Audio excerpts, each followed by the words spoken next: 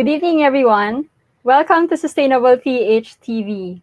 We believe that anyone can practice sustainability, whether in your career, business, daily life, and spiritual life. Catch our different shows here on Facebook and YouTube. So, welcome to Sustainabuzz. Here in our show, we guest individuals, leaders, advocates who champion the causes of global sustainability. I am Mai, your host for tonight's show. We'll have a very hot topic tonight, as in literally hot topic, if you know what I mean. So we'll have our guest, JC Peralta, a climate and data scientist. So let me just show him up. So, there. Hi, JC. Hi everyone. Hi sa listeners ng Sustainabuzz. Good evening. So, introduce muna kita to everyone, no? Ang iyong stellar Yes, please. background. Wow, So, okay. JC received his master's in atmospheric science from Ateneo de Manila University in 2019. He has recently been selected as one of the mentors in the Oxford School of Climate Change this 2021. And he's done a lot of work in climate big data with focus on the local dynamics and impacts of regional monsoons over the Philippines and in Southeast Asia.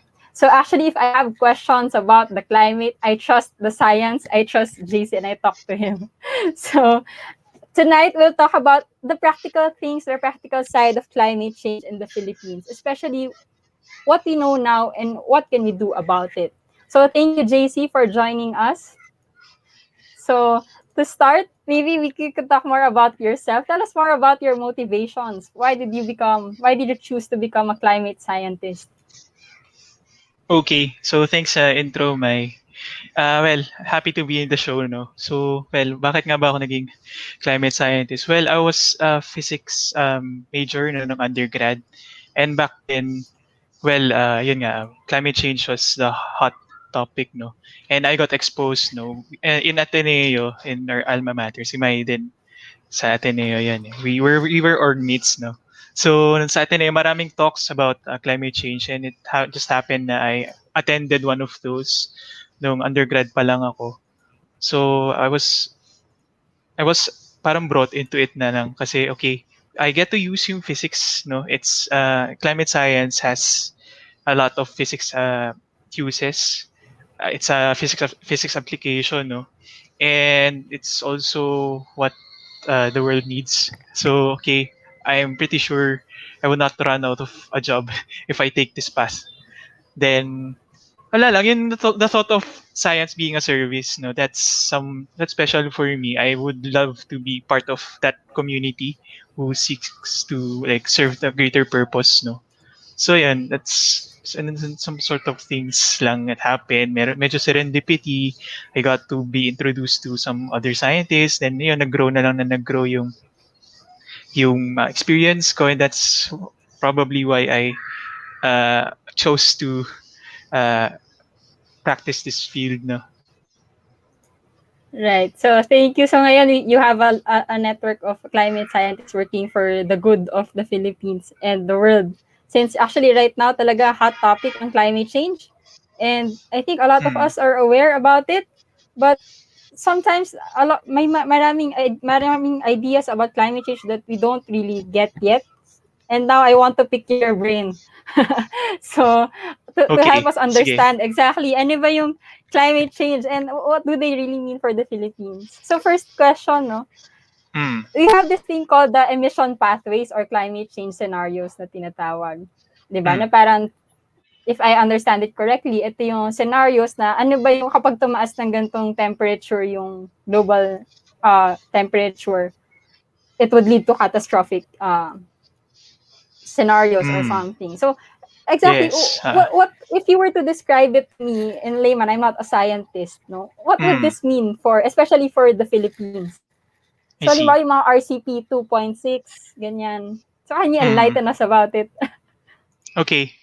So great question, Mai. No? So this is a very well field specific na topic, no, yung mga RCP ganyan ganyan. So for us to understand what these pathways mean, no, I think yung well, I thought of this short activity lang to explain what it is, like without jargon and all. So sa mga listeners natin and Mai, I like you to do this with me, no. So I want you to hold out your hand, palms outward, fingers stretched, like this. Sorry, JC, medyo nagla-lag ka yata on my end. So, on our Hello, audience, are we able to see JC na hello. smooth? Am I back? Hello? Sige, try No. again. Ano yung instruction? Hi. Ayan. Hello. So, raise Sige, the ulitin ko. palm.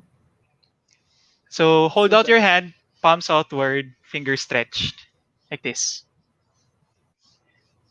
Then tilt your arm at around 45 degrees at the elbow. 45 ba to? Parang ganito. Ayan. Okay? Yan, ginagawa 45. ni May. Yes, around that. Yes, exactly. So balik tayo sa pathways. No? Pathways are essentially simulated future scenarios of climate change made by our top scientists all around the world. And those futures depend on how much greenhouse gases are emitted by humans as a whole. No? So it's most often shown as a time evolution graph of total carbon dioxide in the atmosphere. Ayan, ngalay na ba kayo? So this hand position looks a lot like that graph. No? So imagine natin that time runs along the horizontal like this and the amount of CO2 in the vertical. So in location ng elbow natin, it approximates the time when the world started increasing CO2. It's around the 1800s nung Industrial Revolution sa Europe. So kunwari may tao dito at our elbow, no? So as time progressed, Mm. we saw rapid increase in CO2 that has never been seen in the history of Earth. So ito yon yung pataas. And as you get up your arm, no, we head into modern times. So CO2 increased and thus our temperature also increased via the greenhouse effect and the enhanced greenhouse effect. No? So for those who are doubting the science, I want you to wake up because this is already fact. And even if you deny this, the truth will soon catch up to you. So, ayan, tuloy ko lang. No? So, this continues until I reach my palm. We reach our palms, no? Which represents our present. Now, which direction will we head next? So, the direction of our fingers describes the pathways. That is yung Earth's future temperature, depending on the concentration of carbon dioxide in the atmosphere. So, so with my hand position right here, we have a range of pathways to choose from. So, there's this high one, a middle one, no? Then this one, no? But all of my fingers point upward, upward. So this is not good because we want to stop the warming. So what we want to do is Right. actually proceed with a pathway that goes down. So with some effort, we can actually do this now. So I want you to rotate your palm, but without bending it like this, bending it Slowly forward. No, yan. bend lang sideways. So that your fingers would now point downward. So try your best for it to point downward, but keep it flat. So for those of you who are flexible, this may be easy, but this is like already my maximum. No, like, okay. So see how hard it is. No, so feel that tension in your hand. No, so the effort required for you to point your fingers down in this position scales up to the global effort required to reduce the emissions. No. So, ito yung mga taas pa rin na fingers. No? So, these represent the conservative pathways. These are easy to take, but they guarantee the worst. Ito. So, my thumb, my pointer finger, my middle finger here. Now, the more ambitious pathways, these ones, no, yung pinababa ko, those that point downward, these are harder to do, but those might be our only chance to secure a safer world. So, in that ayun, ito na yung most laymanized version that I could explain RCPs. There are numbers no to describe yung slope nung increase depending on yung carbon dioxide concentration, but we just look those up. This is what it is no in at least concept wise. Okay, baba niyo na yung kamay niyo, baka mangalay kayo. Okay. Nangalay na ako. Nangalay na si Mai. Okay. Okay. Hope that's helpful, no? Right, it is. So ibig sabihin, dun sa pathways, yung pinky finger, dahil ito yung pinaka medyo ma-effort pag ibababa ko, it also means it shows the ambition na the more ambitious we are in reducing our GHG emissions, no, the better, but also the more difficult. Yes, exactly, Mai. Right. Tama ka dun. Okay. Thanks for that. Ang galing. So isabihin, marami tayong fingers, maraming klaseng pathways, no? So now, thank you for that super practical explanation of these climate scenarios. So given that, for the Philippines, no, what do you think about the parang future of the Philippines in terms of the impacts of climate change? Okay. So, balikan natin yung pathways, no? So, medyo approximate lang yung ginawa ko. Don't like, okay, show up in talks and then do this and then say that yun na yung pathways. Maybe we could provide you with a link, no, that shows yung exact, what it looks like exactly. I think, yeah, ililink na lang yun sa inyo. Okay. So, ayun, sa question ni Mai, no, so what would be in store for us? Medyo scary, no, in the coming years. So definitely, hindi na nga natin kailangan maghintay. We are feeling the effects of climate change right now. So according to literature, no, and reports, we'll have more extreme weather and sea level rise. And actually, yung conditions for stronger typhoons to form, no, are made more likely by climate change. What else? Well, yung sea level rise, medyo certain na yung coral bleaching, bleaching, no? Then yung sa Arctic regions, yung melting ng permafrost, and the melting ng sea ice. So that kahit malayo sila, they still have an impact here sa atin, sa Philippines, no? And yun nga, sa climate risk index, no, globally, we're still on the top 5. I think top 3 nga yata yung most recent, no? So definitely, we as Filipinos would bear most of yung magiging result nitong climate crisis that we're facing right now. And then, ayun nga, if I may add, no, I think if this trend continues in the near future, imagine niyo yung mga local news programs natin, since yung extreme weather might occur more often than yung regular normal weather natin, our local news programs might forecast yung normal weather rather than typhoons, droughts, or extremely hot days. So imagine mo, yung regular weather becomes the unusual one. So for me, na-realize ko yun, oh, okay, that is really life-changing. Kasi, yung alam natin from our childhood na weather would be yung normal, no? Would be the unusual one. Very alarming if we think of it that way. Right. So medyo scary yun, no? If sabihin yung normal lang na weather for us, parang ngayon, everything's gonna be stronger. Is that what you're saying? Na halimbawa, the typhoons now we're experiencing, are we looking at in the next couple of years for the Philippines, if hindi ma-reduce yung greenhouse gas emissions that far, what will happen to the Philippines? Or we're seeing more frequent typhoons, we're seeing more frequent droughts? Yes, exactly. So yun nga, they will become so frequent that hindi na sila of interest to forecast. Yung ifo-forecast na natin would be the times when we could actually do our everyday activities, which is yung normal weather. Di ba? So sobrang dystopic nung image, yung image rin. But it's parang yun na yung likely mag-happen, no? Right. So given that, no, I don't want to be super doomist for all of us. And I know with climate scientists like you na andyan, we want to turn this, kumbaga, possible future into something na mababa lang yung probability. And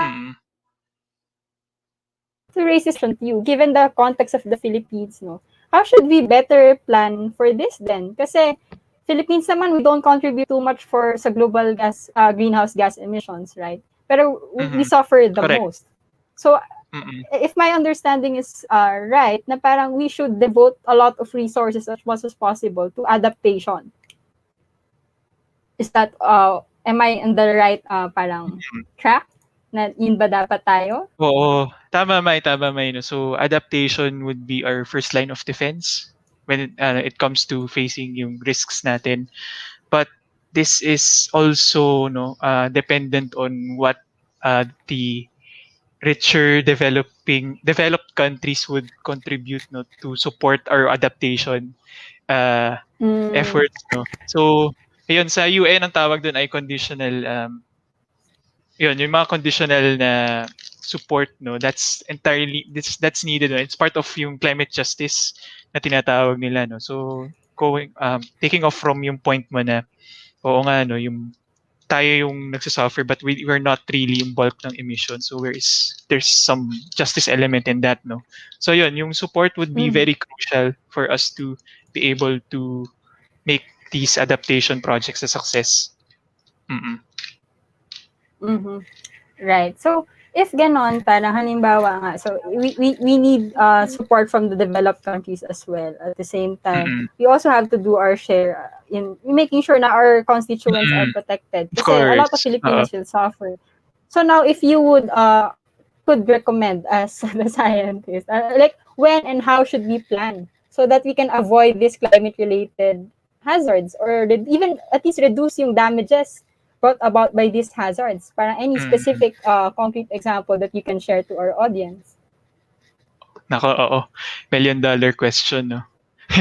And yun nga, we should highlight this because yun nga itong future scenarios talk, the fact that extreme weather is getting more likely to occur, no, in the next coming years could be too negative and could be overwhelming for a lot of people, no. So I guess yung scientific community wants you to know, no, that although the situation is worsening, this is solvable, no. But yun nga, the longer we put it off, the longer governments exactly put it off, the harder it is to fix. So it's not to say we're doing anything na this is not to say that we're not doing anything talaga, no? I think most of us are doing anything, doing something, no, as best as we could.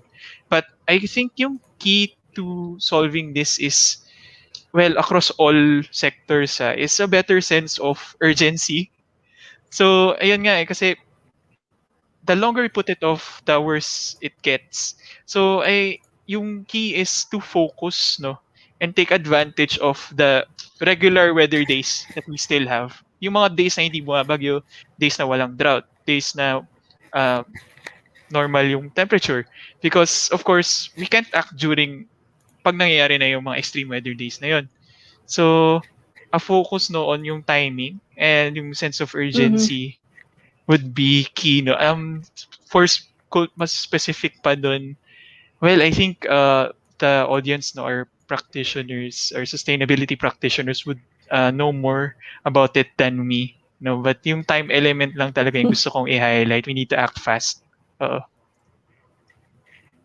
Right. I think that's a very important point, JC. Now we're talking about timing at the same time the urgency of the response.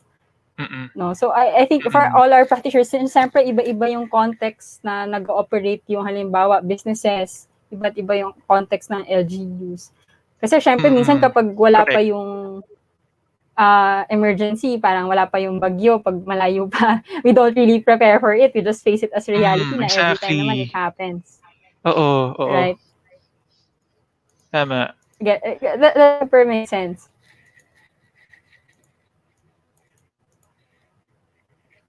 Hi, wait. I think I'm lagging. Am I clear on your end?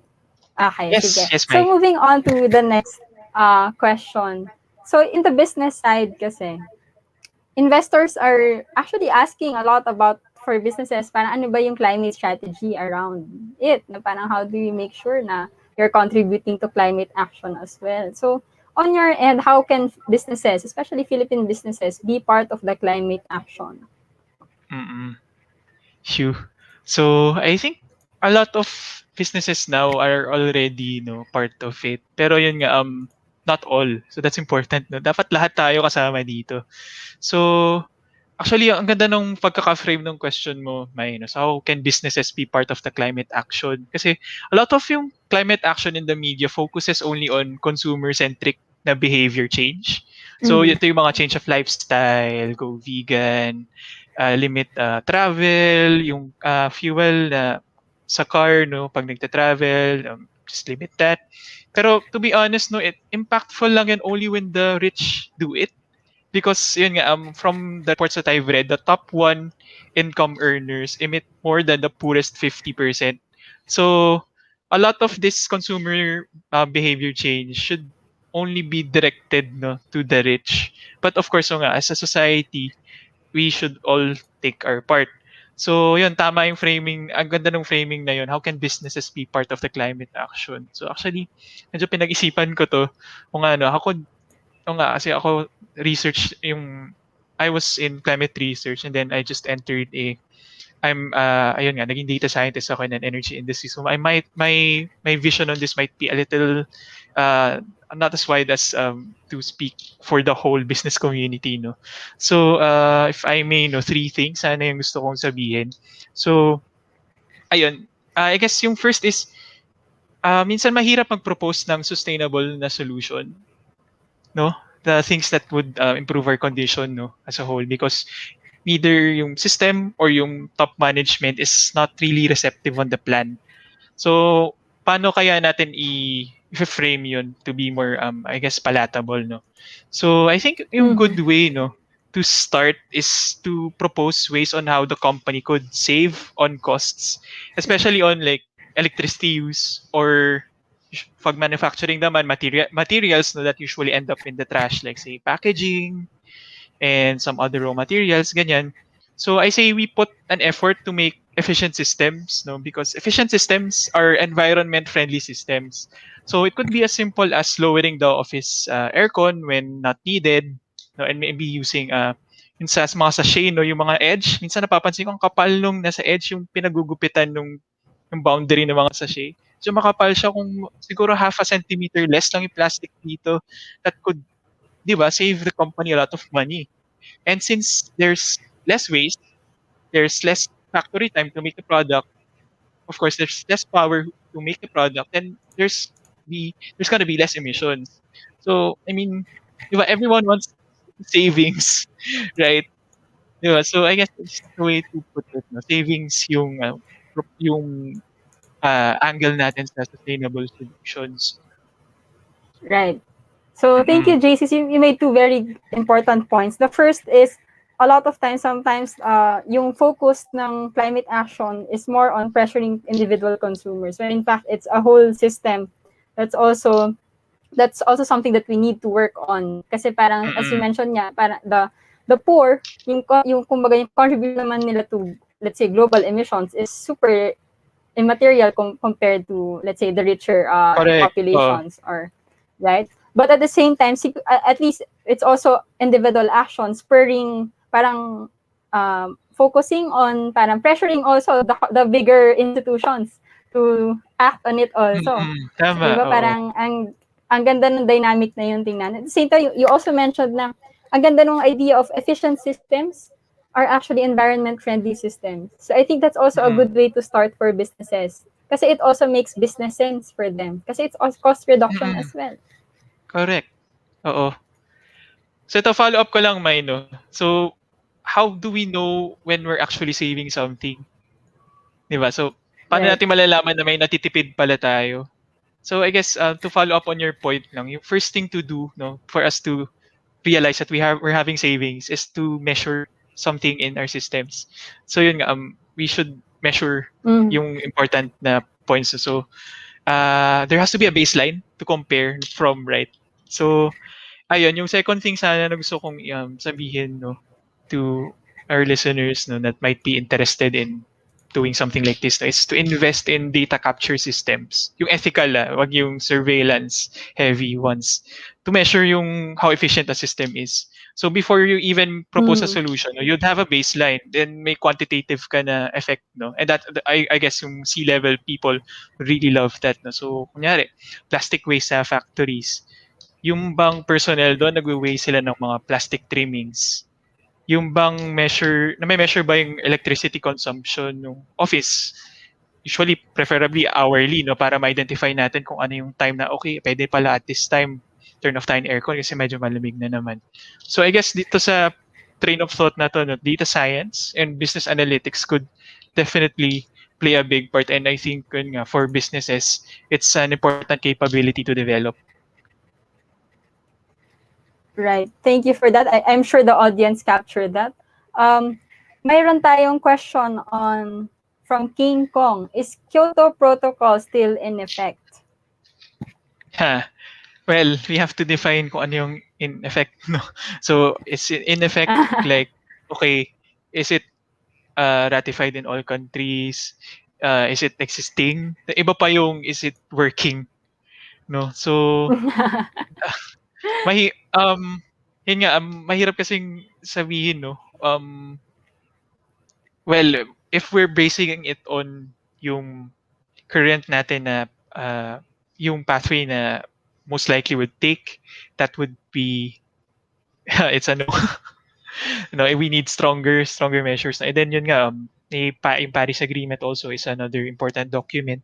So that would be also, yun nga, if ano ba yung question? Do we need a new document no, to strengthen yung current na, na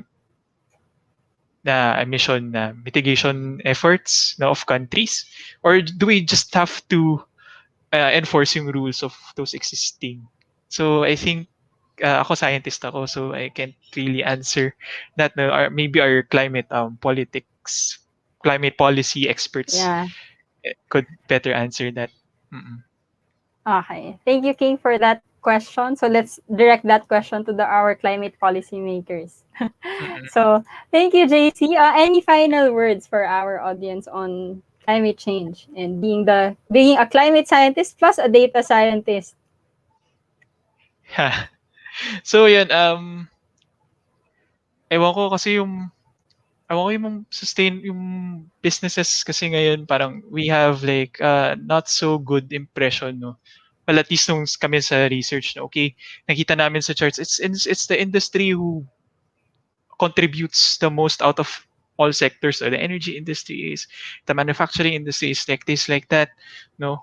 But yun nga this kind of mitigation effort, no, the most ambitious mitigation efforts requires that people, no, from all sectors work, not just one, not just yun nga, not just yung consumer changing behavior, but yun nga, most probably nasa atin yung burden, nasa people that's actually working, those are who are actually working in the industry, no.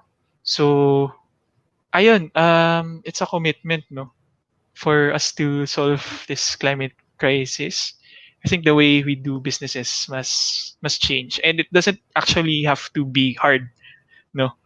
It actually, yun nga, may business. There's a way to do this that would balance yung effort to change, yung hardship actually. If I'll be clear, yung difficulty no, to change, and actually like making progress, no. So as I've said, yun nga, this requires investment. So we also need support from top managers, no, see people to be part of this movement, no, not just us as young professionals, no. And then yun nga, I guess be informed lang lagi, be informed kasi all of yung info na na-share ko sa inyo is available online. There are reports, no, and actually yung mga research institutes, they give an effort, no, to really explain it in a non-boring but in a way full of detail pa rin na way, no. So ayun lang, it pays to be informed, no, now that okay, maraming fake news. So ayun, it's also a way, no, to protect your network, no, for false information. And I know dito sa Pilipinas walang ganong climate denier, no, but yun nga sa developed countries rather, there are a lot. And then yun nga, sila pa yung dapat mag-mitigate. So I think ayun, that's also a way for us to contribute. So yun lang, yan, we should all be part of this, and of course businesses really must change, no.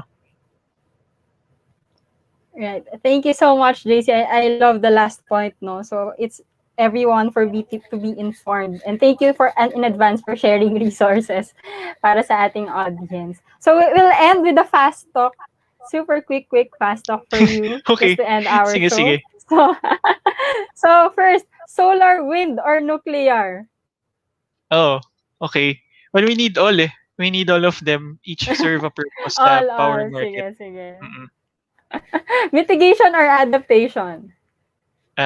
So mitigation definitely for developed countries and those industries that can afford it.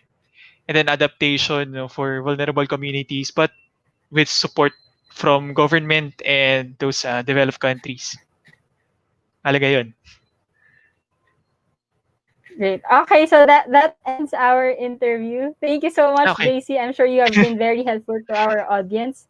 So to our audience, if you still have additional questions, feel free to comment in and we'll try to respond to that through JC Peralta. So thank you so Thanks much, so much, JC. Mai. I'll put Thank you. you off the My video honor. first. Oo. Salamat everyone. So thank you so much, guys. I hope you were able to learn a lot from JC, our climate scientist and data scientist.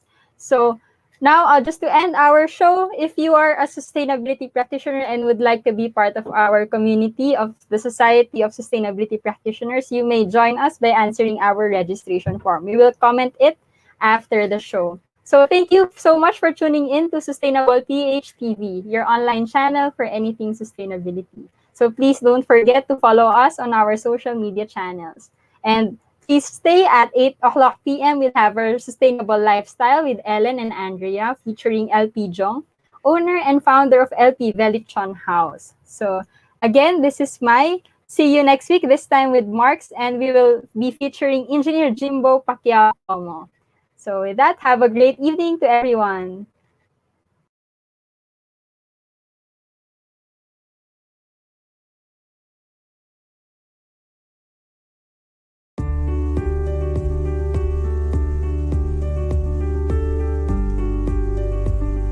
I hope for a sustainable Philippines to get to the point where we ensure ecological integrity, clean and healthy environment, where we expand economic opportunities in agriculture, fishery and forestry, and when we ensure a people-centered, clean and efficient governance. I think this is how I envision sustainable Philippines.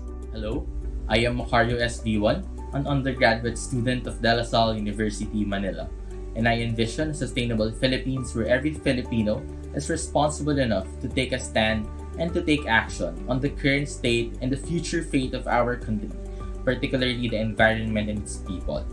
I envision a sustainable Philippines where every Filipino is walking on the same path and working on the same goal, to nourish the environment and make this world a better place, not just for our own generation, but more especially for the generations to come. A nation that is willing to work with nature to create a brighter future. A sustainable Philippines is when every Filipino works for the good of the country, economically, socially, and environmentally, making it a better place to live in forever.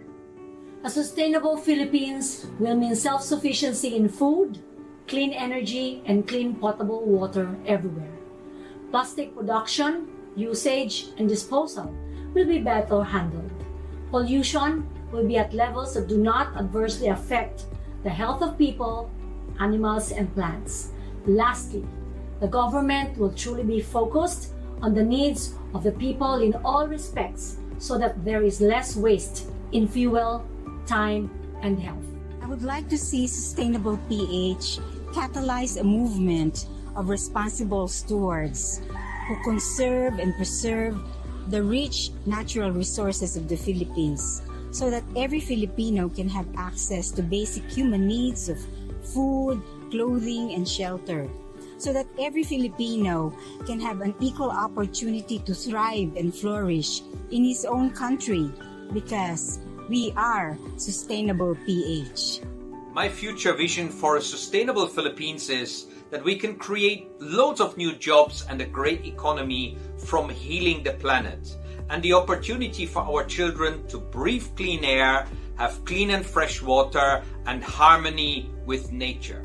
I hope for a sustainable Philippines where everyone can have access to basic services like quality education and healthcare, and also enjoy clean air and environment, live in sustainable cities, and have decent jobs, and be protected by justice.